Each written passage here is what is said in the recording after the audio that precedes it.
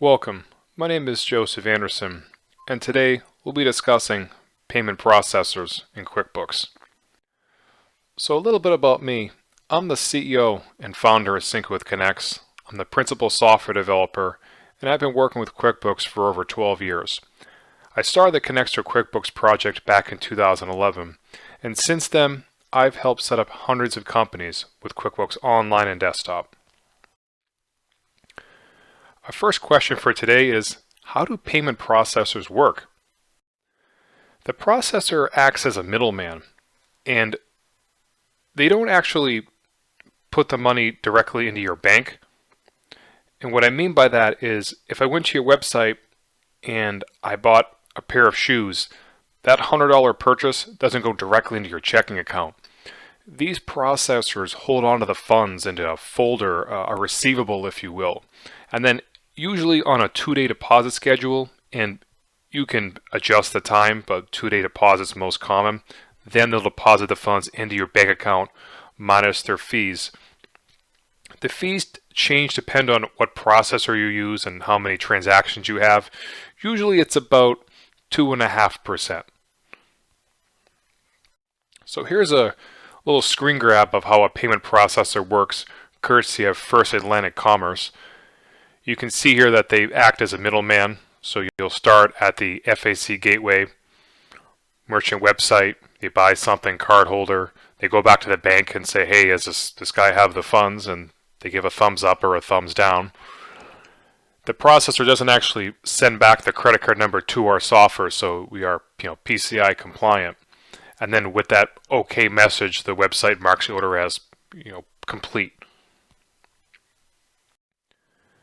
So with that in mind, what fields are available to match? Does my payment processor have all the fields from my website?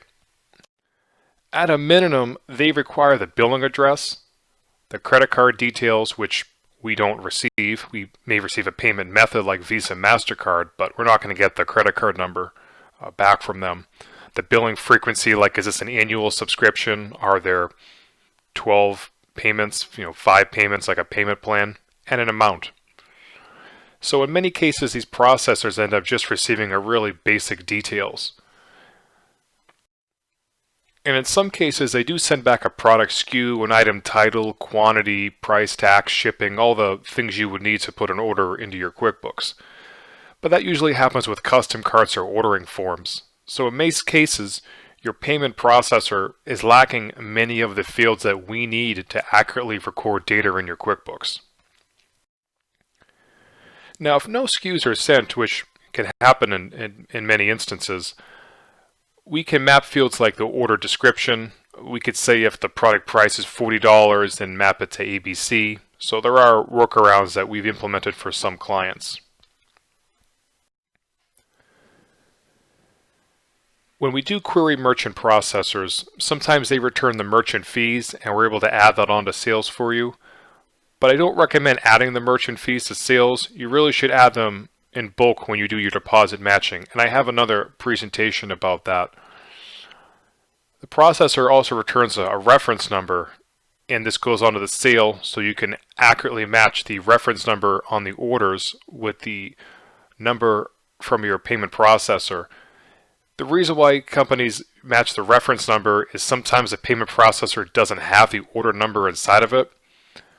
I'm not sure if it's maybe a coding issue with how some companies have built their processors. To my knowledge, almost all processors have an order number field.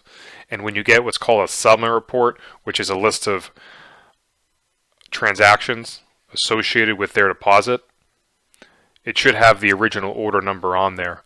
Usually the reference numbers can be very long and difficult to understand, and most of our customers match on the existing order number anyway.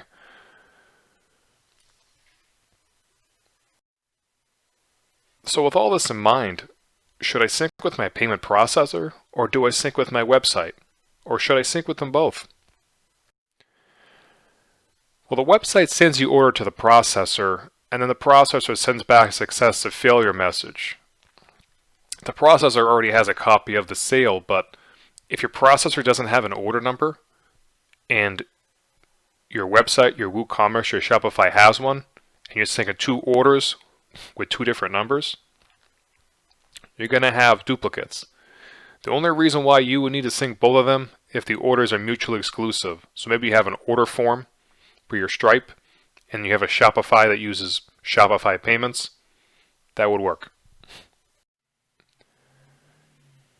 Can Connects automatically match the orders and deposits, or do you have to do them by hand? If you use Shopify payments or if you use our Stripe connection, then we have a tool to automatically reach out to them, pull out the sales associated with the payout, and then match them to QuickBooks. And this works if your sales are in undeposited funds. For other connections, you can also upload a spreadsheet. The spreadsheet would have to contain the order number from the order and have the necessary details for QuickBooks to match. So we would need the fees, order number, amount, and it would work. But this, of course, is more of a manual process. For some payment processors, they don't give us direct access to the settlement report, so we're unable to implement it at this time. So in summary, unless you have a custom card or ordering form, there's no need to sync with your processor. And the processor has a carbon copy of the seal, but sometimes lacks the order items, so your processor ends up lacking fields that we need. So I recommend syncing directly with your website, if possible, unless it's like a custom cart. In that case, it's your only option. And since orders are synced after processing, any processor will work. Stripe, Square, PayPal, AuthorizeNet, even Intuit has their own gateway, so we would be compatible with any payment processor because we're getting the order after it syncs anyway. So after this, if you're still experiencing sync issues, what's the best way to contact us?